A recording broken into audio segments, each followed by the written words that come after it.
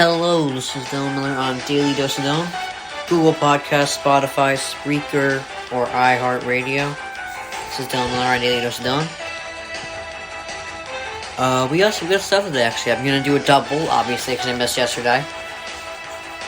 Alright, here we go.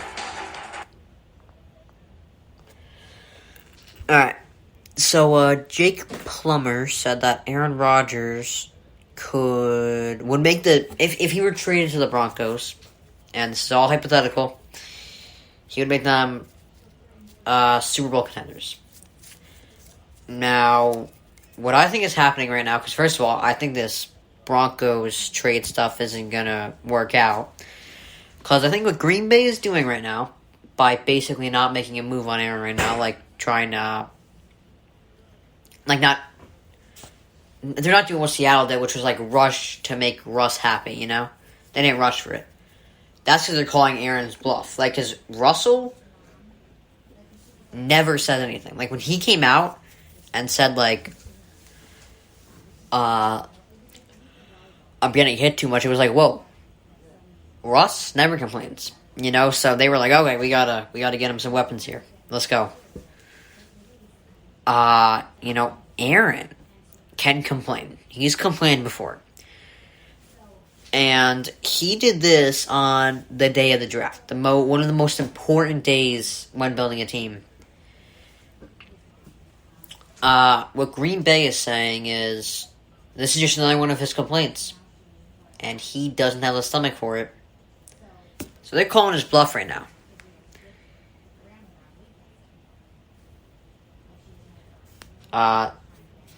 They're not, they're trying to tell you this Aaron Rodgers stuff is just, it's just a spat. He's not gonna do anything about it.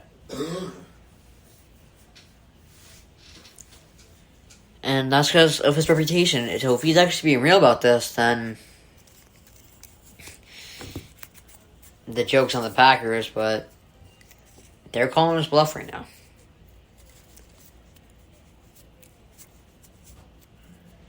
Alright. So, okay, actually, let's get some music going here. Here we go.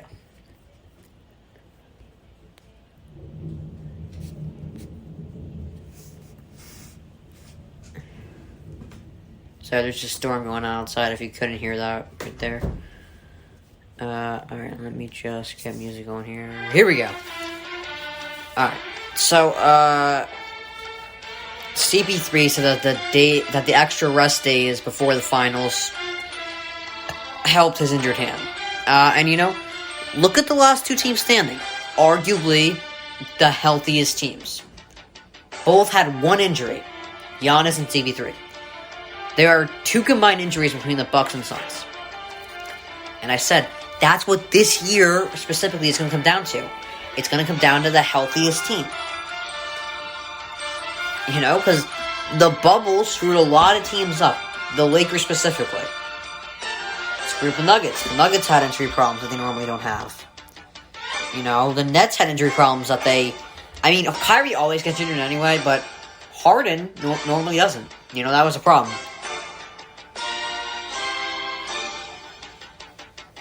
Is it a coincidence that the two teams that beat the Nets and the Lakers are in the finals? I don't think so. Because normally the Nets and the Lakers, and I'm sure one team can sneak in and probably take them out, but if the Nets and Lakers were at full strength, it'd be tough to beat them. But, and it's annoying that people are trying to put an asterisk on this, because a certain series of events has to happen in order for teams to win the finals, alright? Look at this, alright? Raptors beat Golden State with KD out. And then, remember, Game 6, I was watching the game, I remember this vividly. The Warriors were up by 10, and I remember I was annoyed because I won the Raptors to win. The Warriors were up by 10, Clay was dominating. He had 30 points in 3 quarters. Then he tears his ACL, and the Raptors come back and win the whole series. If Klay stays in, I'm telling you right now, they probably win Game 6, go back to Oracle for Game 7. But that's a big what if. And you need breaks to win it all. A lot of champions get breaks. Let's look back. 2020, I don't even know if last year there was much of a break, honestly. Because every team got 4.5 months off. But then again, you can argue that the Lakers specifically benefited from it because LeBron it was clear he was declining a bit. He's getting older. So he gets a 4.5 month rest. And AD, who normally gets injured, also got a rest. And they both looked great in the bubble. So you can argue that they specifically got a break for that. 2018. The Warriors were down 3-2 against the Rockets. Alright, they were going to lose. Then CP3 goes down. Then the Warriors go on to play a 4-seeded East team that had to rely on LeBron averaging 35 points to get them to the finals. So the Warriors got a break there. They could have easily lost that. 2017.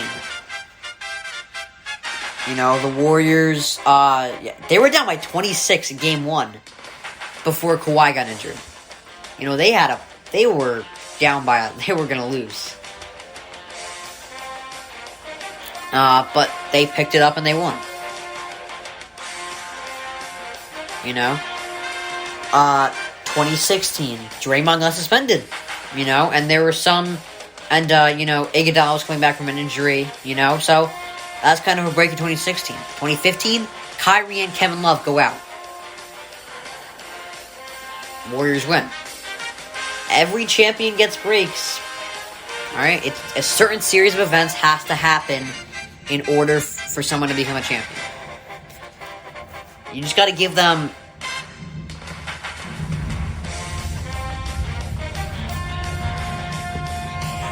hold on. I literally wrote out an entire comment to Instagram the other day.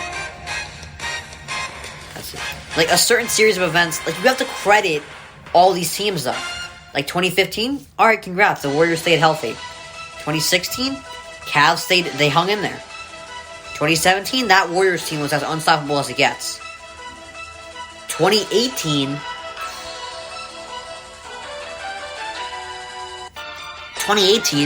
give the Warriors credit for staying healthy. 2019, Raptors, give them credit for staying healthy.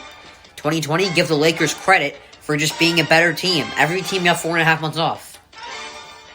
2021, give the Suns credit for staying very healthy. Arguably the healthiest team. Alright, back on to another injury problem. Trae Young got injured.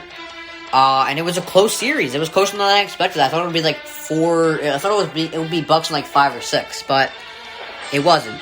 But Trae Young says that the injury was frustrating. And I think they'll be back, honestly. I think this was the year that they took the jump, and now they're just gonna start trying to build towards, a real championship team.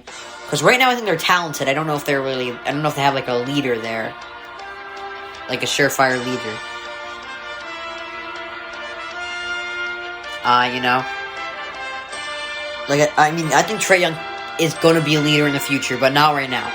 So the next couple of years, it's going to be developing a championship team. Then they'll be back and better, and I hope Trae Young isn't injured again. I don't know if the bubble excuse applies to Trae Young. Trae Young just got injured. He had over a 200-day break. That's not even, fair. Anyway. Finally, the Packers president, Mark Murphy, did not mention Aaron Rodgers in his latest column. He does a column every month. Last month, he caused some controversy by saying he divided the fan base. But this time he didn't mention it, which is probably smart, because,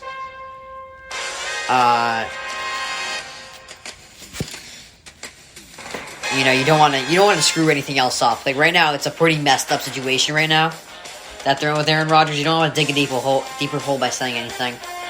Even if it's a compliment or anything, there is always going to be something that you're wrong with, Mark Murphy. You're in a spat. That's what happens. when you're in a spat, when you're on the other side of a spat, you just have to not say anything to them to make it worse. Alright, so now we're gonna do Where Did I Go Wrong? And unfortunately yesterday I ran out of time to do more, so this would have been the end of yesterday's podcast. That's why I made, I could have easily done the podcast yesterday, I thought it would be too short, so I just added some to this. Alright. New intelligent 4x4. Alright, so that's an ad. But just wait a second. The music will be back up in a second. Alright, come on. Load up. Like Garrett Cole on foreign substances. I will talk about that in a second. Alright, so where did I go wrong? Here we go. Chris Middleton averaged 29 points without Giannis. I always thought Middleton was this inconsistent guy who would only play well if Giannis were there. But he did just fine without Giannis. I thought he was a pure number 2 guy. I don't know. I wouldn't consider Giannis a refined one yet, because he still can't lead his team to a championship just yet. He might be able to. He can prove me wrong here. But I just think Chris Middleton is definitely a 2 because he needs Giannis to win. That's what I always thought. But he averaged 29 without him, and he did just fine. He closed the series versus the Hawks. Alright, now we're going to move on to the Yankees, who I thought were going to be so good this year. I thought last year was just a problem because it was abrupt. It was all like the bubble. It was abruptly started. Some people were out of shape. And a lot of people got injured in the Yankees. Everyone was on the DL at some point or something, But I thought they'd be back and better than ever this year. Unfortunately, first of all, they weren't. They weren't as good. Then the crackdown. Now,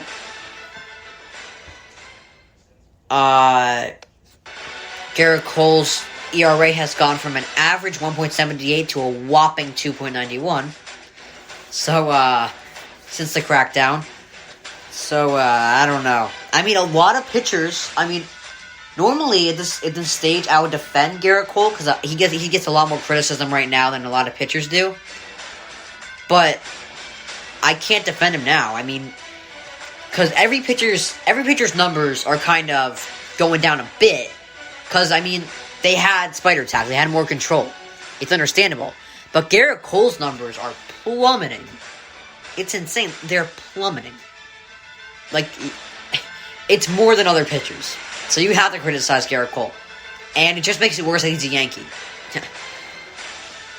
They have a negative run differential, the Yankees. They're 4th in the AL East. And I know the AL East is probably the best division of baseball. But, wow. They are not doing well this year. And they have a lot of talent. It's just not working out. Alright, so finally, anonymous player of the Patriots said that Mac Jones he sees the game well. He's doing well at training camp. And as you guys know, I don't really like Alabama quarterbacks because they're always throwing to wide open receivers. And think about the best quarterbacks. They don't come from great colleges like Alabama. The best quarterbacks come from small colleges like Aaron Rodgers and Cal, or Mahomes and Texas Tech, They come from small schools, not big schools like Alabama. But apparently an anonymous player of the Patriots thinks that Jones sees the game well and he's doing well at training, or not, at practices. Alright, so that would have been yesterday's podcast. 15 minutes, okay. That's fine. Alright, here we go. Now